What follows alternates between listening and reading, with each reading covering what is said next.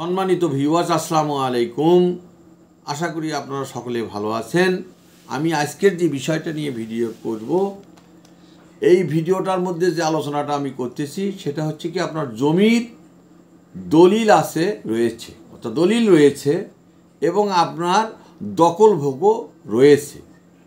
আপনার জমিনের দাগের পরিমাণে জমি যতটুকু থাকা প্রয়োজন ততটুকু আপনার জমি কাগজে নেই, দখলে দেখা যাচ্ছে জমি ঠিকই আছে। মাপ করে দেখেছেন, আপনার জমি যদি আপনার 40% জমি থেকে থাকে, সেখান থেকে আপনার 2 শতক বা 3 শতক বা 4 শতাংশ জমি কাগজে নেই বা 10 শতক নেই। আপনি কিন্তু ভোগ করি 40% খাচ্ছেন। আপনার জমি 40 শতকেরই দলিল রয়েছে, আপনি ভোগও করি খাচ্ছেন 40 শতক। আপনি একবারের জায়গায় দুইবার আপনি মাপ করেছেন সার্ভেয়ারকে দিয়ে বা আমিনকে দিয়ে, কিন্তু আপনার সেখান থেকে দেখা যাচ্ছে 2 শতক বা 4 শতক বা 5 শতক এই পরিমাণ জমি আপনি নাই, ওটা অনুমান করতে পারতেছেন যে আমার জমি ঠিকই আমার দখলে আছে।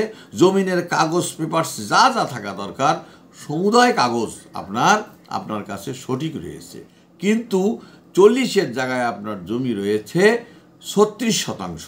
4 শতাংশ জমি আপনার ওই দাগের অন্তর্ভুক্ত জমির মধ্য থেকে অন্যত্তরে রেকর্ড হয়েছে। এই বিষয়ে আপনার করণীয় কী?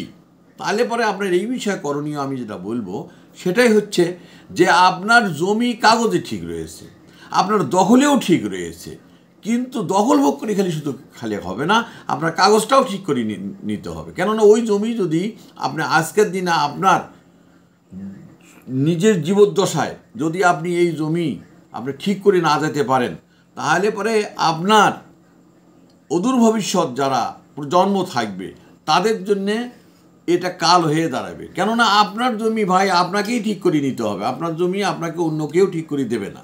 তা আপনি 40 শতাংশের মধ্যে 40 শতাংশ জমির মধ্যে আপনার 10 শতাংশ জমি আপনার কাগজে নেই, কিন্তু ভোগ দখলে আপনার আছে। হয়তো আপনি মনে করতেছেন আমার ভোগ দখলে কী হবে, না, অবশ্যই পরবর্তীতে ভবিষ্যতে অসুবিধা হয়ে যাবে। কেননা পেপার্স, কাগজ যা বলে, আদালতে কাগজে কথা বলে। আপনার ওই পেপার্সে যে অন্যজনের কাছে আপনার জরিপের সময় অন্য শতাংশ জমি অন্যের কাছে চলে গিয়েছে আপনার 10 শতাংশ জমি, তাহলে এটা আপনি ঠিক করে নিতে হবে না। এটা প্রথম অবস্থায় আপনাকে জমিটা আপনি মাপ দিচ্ছেন, সব কিছু করছেন, আপনার 40 শতাংশ রয়েছে, কিন্তু দেখা যাচ্ছে যে আপনার ওই জমিনের মধ্যে আপনার কাগজে দেখা যাচ্ছে অন্য জমিনের দাগ ভুলবশত আপনার 2 শতক বেশি করে দিয়েছে। আপনি হয়তো মনে করতেছেন যে না, আমার তো 2 শতক শর্ট ছিল বা 4 শতক ছিল, আমার তো সেটা রয়ে গেছে। না, আপনাকে আগে দেখতে হবে যে আপনার ওই 40 শতাংশ জমির মধ্যে দাগ কয়টি। ওই 40 শতাংশ জমির মধ্যে 10টি দাগ না 1টি দাগ না 3টা দাগ না 4টা দাগ, এটা দেখতে হবে। এবং আপনার দলিলের গর্ভে কী লেখা আছে, আপনি যে জমিটা ক্রয় করেছেন যে ব্যক্তির কাছ থেকে, সেটা আগে আপনি নির্ণয় করেন। যে নির্ণয় করে দেখেন আপনার 2টা যদি দাগ থেকে থাকে, একটাও থাকতে পারে, অন্যান্য দাগের মধ্যে হইতে আপনার এত শতাংশ জমির মধ্যে ভোগ দখলে আপনাকে দিয়ে দিল যে 2002 দাগ। আপনার সেই 2002-এর মধ্যে আপনার ভোগ দখলে আছেন ঠিকই, আপনার পরিমাণও জমিনের ঠিক আছে, কিন্তু আপনার ওই দলিলে ওই খতিয়ানভুক্ত জমি আপনার আরেকটা বিআরএস খতিয়ান আসে, দেখা যাচ্ছে যে আপনার যে 4 শতাংশ জমি কম ছিল বা 10 শতাংশ জমি কম ছিল, সেটা আপনার ওখানে দেখা যাচ্ছে যে আপনার রেকর্ডে দেখেন, কিন্তু আপনি আর খতিয়ে দেখেননি যে আমরা কোন দাগের জমি আমার এখানে আসি বেষ্টিত হলো। এটা আপনার কিন্তু খুঁজে দেখতে হবে। যখন দেখবেন আপনি যে আপনি যে দাগের জমি ভোগ করি খাচ্ছেন, ওই দাগ ছাড়া অন্য দাগের জমি আমাকে এখানে দিয়েছে, আমার ঠিকই 40 শতাংশ জমি রয়েছে, কিন্তু সেখান থেকে আমার 10 শতাংশ বা 5 শতাংশ বা 6 শতাংশ জমি অন্যত্তরে চলে গিয়েছে। এইটা তখন আপনাকে করতে হবে কি, আপনার পেপারস দিয়ে আপনাকে আদালতে ল্যান্ড সার্ভে কেস করতে হবে। এবং তার পূর্বে কিছু কথা আছে, সেটা হচ্ছে কি, আপনি এই জমিটা প্রথম অবস্থায় আপনি যে জরিপকারকেরা আপনার এটা রেকর্ড করে দিয়েছে, সেই ম্যাপটা নিতে হবে আপনাকে। ওই ম্যাপ, পুরাতন ম্যাপ এবং নতুন ম্যাপ নিয়ে আপনার দাগ ধরে আপনাকে স্কেল দিয়ে সূক্ষ্মভাবে নিখুঁতভাবে মাপতে হবে। নিখুঁতভাবে মাপার পর যদি আপনি দেখেন যে বলে না, আমার জমি এখানে প্রকৃতির পক্ষে শর্ট রয়েছে, প্রকৃতির পক্ষে আমার জমি শর্ট রয়েছে, অন্যত্তরে জমিটা চলে গিয়েছে, তখন কোন দাগে কোন খতিয়ানে আপনার জমিটা চলে গেল, তখন আপনাকে এটা ম্যাপ দিয়ে খুব নিখুঁতভাবে বের করিয়া মাপিয়া ওই দাগের উপরে আপনার দলিল অনুযায়ী আপনাকে ওখানে কেস করতে হবে। কেস করতে হবে ল্যান্ড সার্ভে। আপনি বিজ্ঞ একজন উকিল দ্বারা, যারা জমি সম্বন্ধে যাদের ভাস্ট নলেজ রয়েছে, তাদেরকে দিয়ে আপনি এই সিভিল লয়ারকে দিয়ে আপনি ল্যান্ড সার্ভে একটা অবশ্যই কেস করবেন। কেস করার পর আপনি হবেন বাদী, আর যার দখলে চলে গেছে জমিটা, বা যার কাগজে যার কাছে খতিয়ানভুক্ত হয়েছে, যার কাছে দাগটার অংশ আপনার চলে গিয়েছে, সেই ব্যক্তিকে নির্ণয় করে তার নামে আপনাকে কেসটা দিতে হবে। আপনার এনআইডি কার্ড, আপনার যা যা কাগজ আছে সমস্ত কিছু দিয়ে আপনাকে কেসটা করতে হবে। করার পর যখন উনি দেখবেন যে ভুলবশত আমার এখানে আছে, উনি যদি ভালো লোক হয় তাহলে পরে প্রথম দিনই গিয়েই বলবে যে ভুলবশত আমার এখানে আছে, আমার জমি আসলেই 10 শতক, সেখানে আমার রয়েছে এখন 12 শতক, ওনার ওখান থেকে 2 শতক বা 4 শতক, যেটা আপনার কম হয়েছে আর কি, কম যে জিনিসটা সেটা আমার ভিতরে আসিয়াছে, এটা আমার জমি নয়, অতএব স্যার এটা আমার জমি ঠিকই আছে, কিন্তু ভুলবশত ওনার দাগটা আমার এখানে চলে এসছে বা বেশি এসছে, অতএব জমিটা উনি পাওয়ারই যোগ্য। আর যদি উনি কোনো সঠিক জবাব না দেয় তাহলে পরে এইটা আপনার 1, 1.5, 2 বছর 3 বছর লেগে যেতে পারে। তখন কিন্তু আপনার ওই ম্যাপ দেখে, কাগজ দেখে আপনার ওই জাজ সাহেব আপনার নামে ডিগ্রি দিয়ে দিবে, অর্থাৎ আপনার নামে রায় দিয়ে দিবে।